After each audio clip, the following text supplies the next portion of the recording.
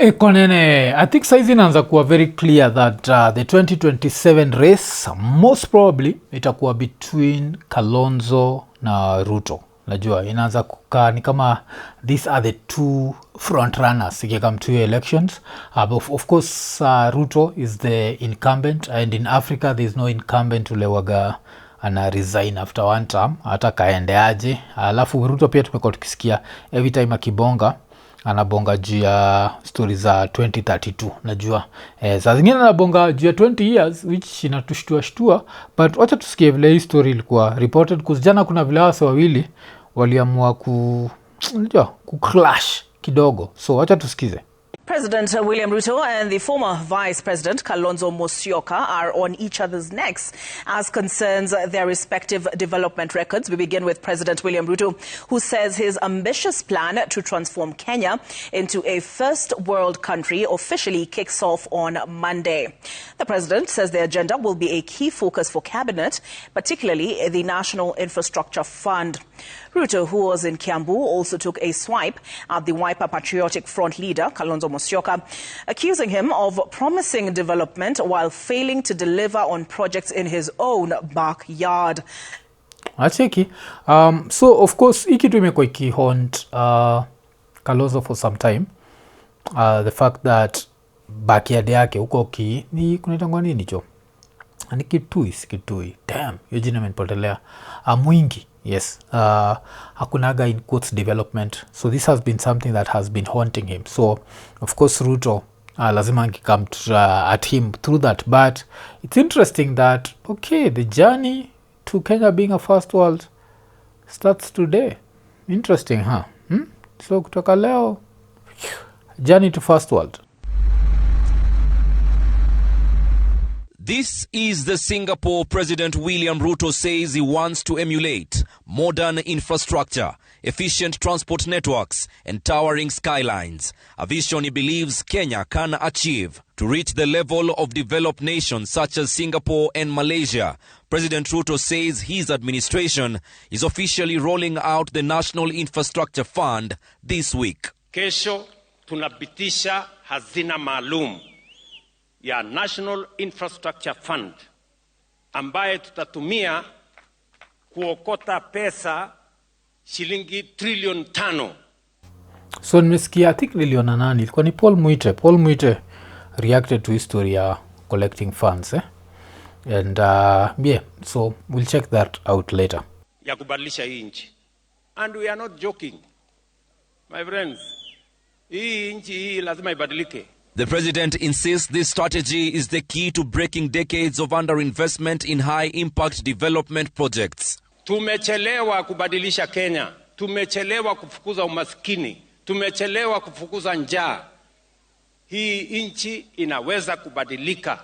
Kama watu wa Singapore walibadilisha kwao, wa Korea walibadilisha kwao, wa Malaysia walibadilisha kwao, sisi tutabadilisha kwetu. I believe in that. Like, if others can do it, we can do it. I think the only problem with Kenya inakuwaga integrity. There's zero integrity, and that means that we are starting on the wrong footing, because we are starting with people who everyone is trying to benefit and everyone is trying to be the richest person. That's why unachikigia hapa Kenya inakuwaga, before msaingia kwa politics, he can barely survive. Akishaingia kwa politics, they have all these billions that all of a sudden they end up getting. So history ya kickbacks and people getting rich off such projects is the reason why I don't believe you. At the same time, President Ruto criticized opposition leaders, accusing them of promoting divisive politics instead of offering credible development agenda. Ama mnataka tu tuendelee kuongea siasa ya ukabila na chuki na mambo ya kupotezana wakati. Si tubadilishe Kenya. Na Kenya haiwezi kubadilishwa kwa maneno matupu. Kenya inabadilishwa kwa miradi na mipango ya maendeleo. Ruto took a swipe at Wiper leader Kalonzo Musyoka and other opposition figures, questioning their development record in their own backyards. Yeye mwenyewe amekuwa kwa uongozi miaka 50. Barabara ya kwenda kwake ni ya vumbi na matope. Atatoa wapi akili kama amekosa akili ya kupanga barabara ya kwenda kwake? atatoa wapi akili ya kupanga barabara ya kwenda kwako? The president was speaking in Kiambu County during a church service at AIPCA in Gatundu North. So umechekia hapo akienjoy Kalonzo akisema Kalonzo alishindwa ku bring any development to Mwingi. I think ilikuwa ni Mwingi North. How is the same Kalonzo going to bring development to Kenya? Do I think it works like that? Personally, I don't actually think it works like that, but unajua, but sasa ikikam to history ya national infrastructure, this is what Paul Muite alikuwa ameandika. National Infrastructure Fund illegally removes constitutional controls, safeguards and places use of those funds in the hands of one individual. Expect unbridled looting and kickbacks. The debt burden being casually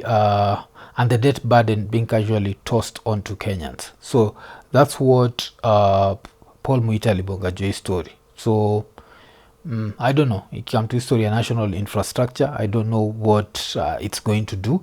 But now nataka tucheki Kalonzo, because Kalonzo on the other side, this was a very interesting speech, because the way his speech starts and the way he tries to finish it is, I don't know how to put it, but to a certain level it's corny, if that's the word to use, because you can literally see Kalonzo using the weapon that has been used against against Raila, and that's the weapon of trying to bring Christianity into this and putting it like, in quotes, Christians are under attack. Nacheki, because that's how you get your votes up in Kenya. If you can appeal to Kenyans and make them believe that somehow you are the path, ama you're the leader that God has chosen, then utakuwa na nini. So wacha tusikize. In a quick rejoinder, the Wiper Patriotic Front leader, Kalonzo Musyoka, rebuked the president for what he called living in a fantasy, questioning the manner in which the president's grand takeoff to first world status will be realized. Kalonzo, who also belongs to the United Opposition, faulted the state for what he called an appetite to blur the line between the state and religion. Asikia story ya state na religion. So utaona vile ataingiza religion hapo, because really, dude? Really? But I understand. But wacha tusikie vile alikuwa anajibu Ruto. The former vice president who spoke during a church service in Nairobi tore into the president's ambitious plan, saying resources meant to move Kenya to first world status is unconstitutionally mobilized. The worst crime, I'm sorry to say, which is contrary to the constitution itself, is to say that you're going to now look for money which are not accounted for under the budget. The budgetary process is a constitutional process. Taking cue from the men of God, Musyoka rejected the Religious Organization Bill 2024. So kuna history ya kumove money. So this whole National Infrastructure Fund, I think we need more details on that. I'm trying to see if I can get a lawyer and Zakamba Bakiame to explain hiyo. But sasa after hapo sasa Kalonzo decided now to look for votes, and look for votes the easiest way hapa Kenya, and that's using Jesus Christ. Terming it repressive and attempts by the state to encroach on guaranteed freedom of worship by the Constitution. Now they are using the Shakawala excuse to regulate the entire church. I looked at the draft bill. They are a little shy about taxing, tithing. Yeah, but anything the church tries to do will be subject to taxation.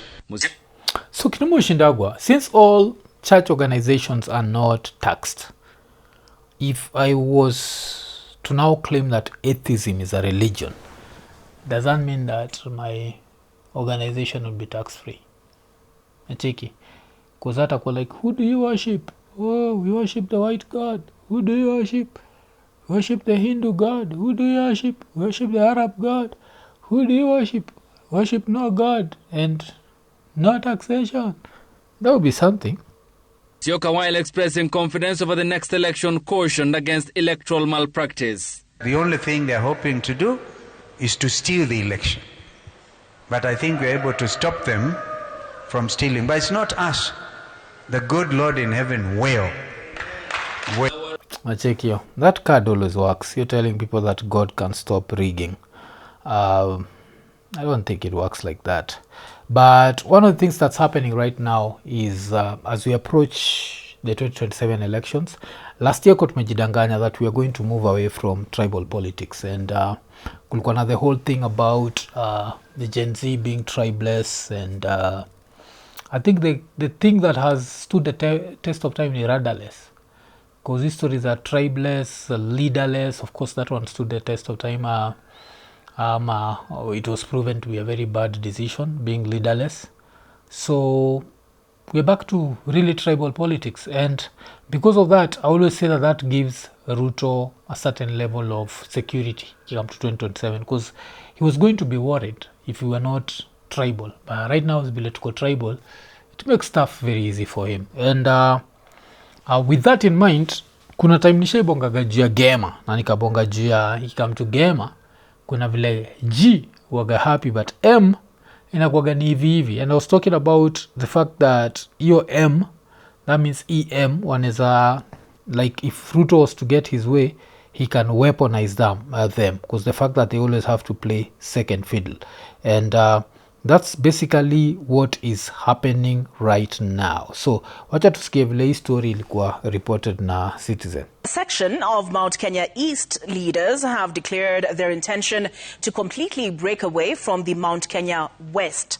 The leaders, led by the Public Service Cabinet Secretary Geoffrey Ruku, say the Mount Kenya East bloc has suffered decades of marginalization by the western side of the region, and it is now time to chart an independent political and economic path.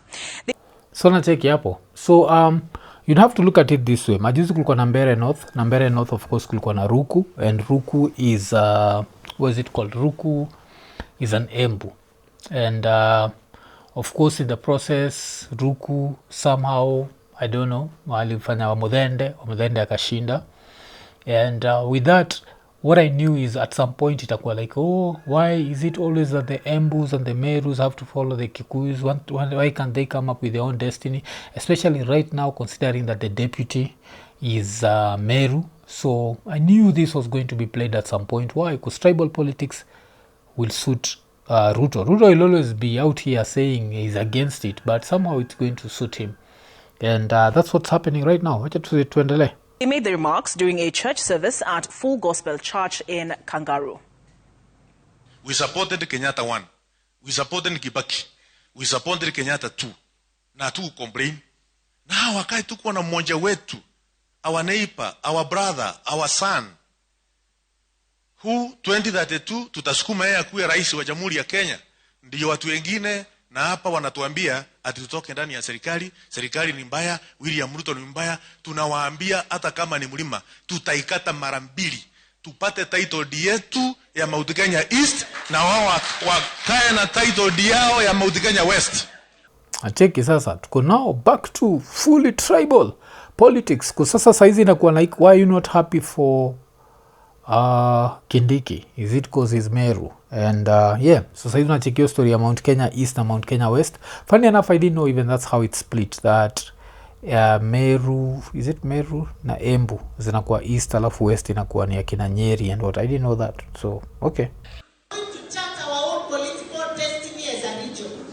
We have a deputy president who is a member of our region with our Professor Kithure Kindiki, ambaye tunamwambia yeye ni fire. Ni fire, si fire. Yeah, mesikia mpaka go back to stories as si fire. So this tribal politics, I think lazima tutukue honest. It was bound to come back, and we were very dishonest with ourselves when we lied to ourselves in 2024 that this was going to go away. And another thing that we lied to ourselves was that people were going to feel a certain level of urgency before the 2027 elections. That urgency has not been there. Like people have not registered to vote. They're targeting millions, and somehow the millions have not Nini. And I'll be honest to say that mimi mwenyewe, I need to move my vote from Starehe to hapa, which is what is it called, from Starehe to Langata. I've not done that, and I keep saying that I'll do it, but I've not done it yet. Of course I'm going to do it, but I feel like there needs to be a certain level of urgency that I don't feel is there right now. And with that in mind, what does this point to? This points at another route of victory, najua. And kuna sata kwa like, oh Mof, this is defeatist, this is what. No, for Ruto not to win, all this new constituency of voters needs to be involved, and the fact that they're not involved, the fact that they don't feel like this is urgent, nacheki, means that wanataka the status quo i-maintain, alafu na ile design wanataka i-maintain, alafu isipo maintain itakuwa like, oh imekuwa rigged but you didn't even vote, nacheki. So you have to vote. And ekonene, so the festive season is here na Lemfi wako na a very great offer kwako. Abaki umesign up ukitumia the promo code ekonene, and on your first transaction ya $50 ukisend home unabaki umepata a $20 sign up reward. Najua $20 sign up reward on your first transaction of $50 only. Why? Because it's the festive season. Baki umechangamka, tumia promo code ekonene, ingia Lemfi. Why? Upate the most competitive exchange rates, alafu pia inakuwa ni chap like transactions ziko instant. Changamka haraka, Lemfi, international payments for everyone, ekonene. So tukitoka kwa politics, socha tuangalie history ingine. Kuna history kwa posted na boy anajita Ouma Neko, and Ouma Neko alikuwa ameandika juu ya anaitwa Amimo.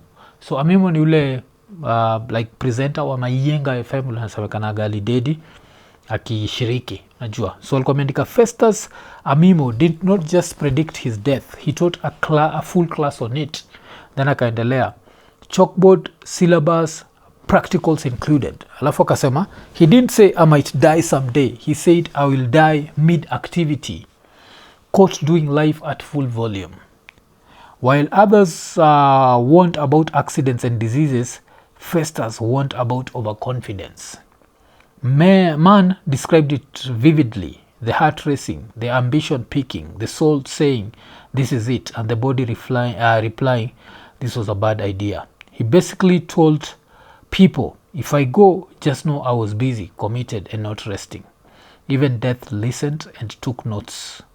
Like, so this is an appointment, not an ambush. Legend didn't fear death, he feared dying idle. So nataka tusikize hii post, and maybe kijaka yangu ni wrong, but that's not the way that I understood this post. Mitani nyalo ng'e ni kawuono e odiechiengi mogik idhi tho kama idhieno. Mudho midhi wuotheno idhi thoe kawuono nikech idhi e yo marach. Be inyalo dhi adieri? So msana kuuliza, like, if you knew that today would be your last day, and whatever you are committing was going to cause your death, would you go there? Would you go down that dark path? To ng'acha tiwacho ni ero. Ni chuore oseketo ni utego kawuono dhi negi. So wamesema unapenda waifu wa mtu, but the husband to that person has said that anaenda kukusetia trap. Na akikusetia trap atabaki amekumaliza. Udwegi bedang idhi? Ni my brother. Unaweza baki umeenda? Ma penjo monego be ni bede wi ni what if ng'acho sefwenyo wala maloko gi chiege. So hii ni swali lazima iko kwa mind yako. What if ule msee asha discover what you are doing, ama what I'm doing with his wife? Najua kwa alikuwa anabonga in person. And don't forget that the rumor that has been going online, which of course personally have not been able to confirm, was that alikuwa na shiriki, and apart from kushiriki alikuwa na shiriki na dem fulani, na huyo dem yuko married, najua. Alafu that's when the heart gave out. Ng'acha dhi negi kawuono. Mtu anaenda kudedisha. Wedi gi wachno. Wachana hiyo mambo. Nyawegi imbe samodi pokiromo ge pala mok mari. Mon be gere chuoge. Adem pia wewe unaweza patana dagasi yako jo. Madem pia wanagwaga wahash kikamtuma hazi zao. So hiyo pata alikuwa na one madem. So hiyo ndio story ya Ubuda. So Ubuda, of course, the story is alidedi akishiriki, na the stories ni alikuwa memeza katembe hapo, alafu ikabaki imemwendea vile ilimwendea, mambo ikamwendea segemnege. And I don't know, as I keep saying, hizo stories zote zimekuwa ni allegations. And but even remind, like, I had this conversation juju tulihave na Eotwe kwa podcast ya Eotwe ile inatokea like this coming weekend. Alikuwa tunauliza na hiyo story ya pop pills and how dangerous it is, najua. So yeah, I don't know, man. So hizi stories za internet you can never know. Like I don't have any connection na mtu anawaka KBC, so I can't actually confirm that umse alikuwa na colleague wake and alikuwa amepop pill alafu heart ikabaki give out. But it was interesting because if that's the case and he'd talked about this and the husband knowing, inaweza kuwa interesting because of course the husband didn't take him out. It was just his heart that gave out. And yeah, man, just so what have I discovered ikikam to especially sisi or men of 40s? We discover we need hizi vitu zote. The funny thing is if you can keep your legs active, somehow kagu kana benefit from you. Like nisha noticing anytime nikienda gym alafu nipatiwe inakuwa ni leg day, nitaisha miguu. But as soon as miguu imeanza kurecover, ile damu ina flow hiyo area. Because nisha notice like ukipiga tizi kuna kitu inaitwa the pump, where mtu akipiga tizi like blood rushes to the parts that you are working out. So I think the leg day inakuwa like this whole part where it's your legs alafu hizo glutes alafu inaenda mpaka kwa haga, inakuwa like all that region. So I guess since like mzee anakuwa kwa hiyo vicinity, pia the mzee anabaki benefit, and with that you put yourself at less risk ya kunini alafu heart baki beat alafu baki give out jo. Hakuna kitu painful kama coming and going, najua, but happens, man. So if that's what happened to the legend, all I can say is rest in peace. And yeah, somehow najua juu ya Ramogi FM, najua hata juu ya Shoro ni ya KBC, but somehow I didn't know about Mayenga FM. Ulianzishwa lini Mayenga? Nafaa kusikiza nijue siri gani hizi za Mayenga. Eko nene.